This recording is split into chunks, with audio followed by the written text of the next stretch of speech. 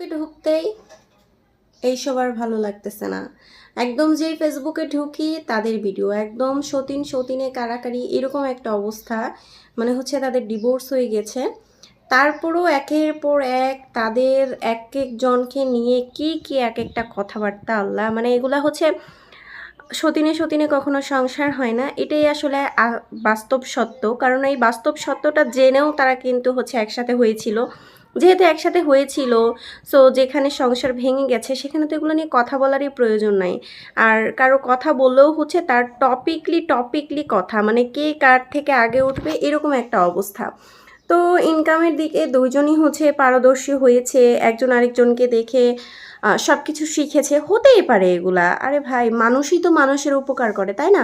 কিন্তু এইখানে এত কিছু কেন?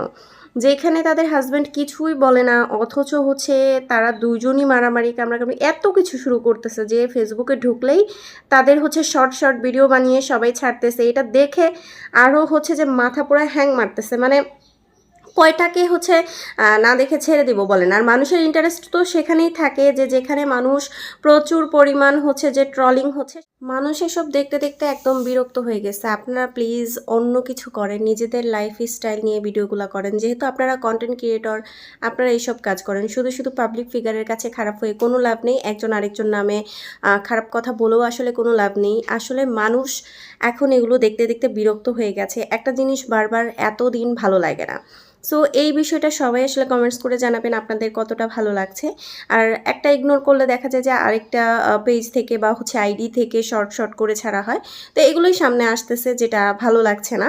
আর মেইনলি হচ্ছে ভালো লাগছে না বলে মানে আপনাদের যত কিছু আছে পার্সোনালিভাবে ঝগড়াঝাটি করেন, ভালো কিছু আপনারা পাবলিক ফিগারকে দেখান যেটা ভালো।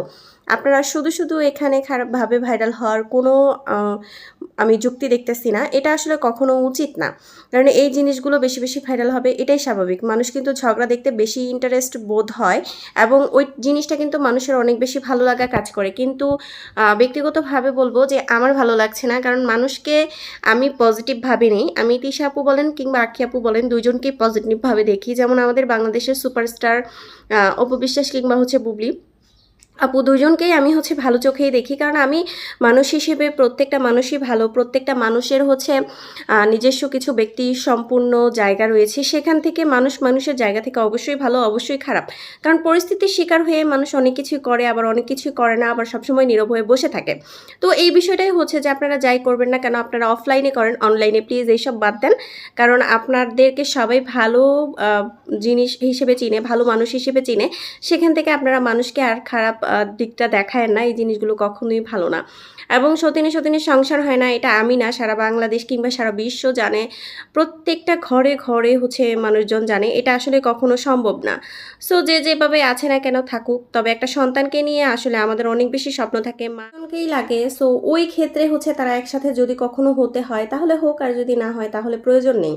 কারণ কোনো মা যদি তার সন্তানের ভালো না চায়, সে বাবা কখনোই ভালো চেয়ে কিছুই করতে পারবে না। কারণ একটি মায়ের শিক্ষা সন্তান সবার আগে পায়। আর ছোট বাচ্চাদেরকে নিয়ে কখনোই হিংসা হয় না, এটা আসলে কখনো উচিতও না আমাদের।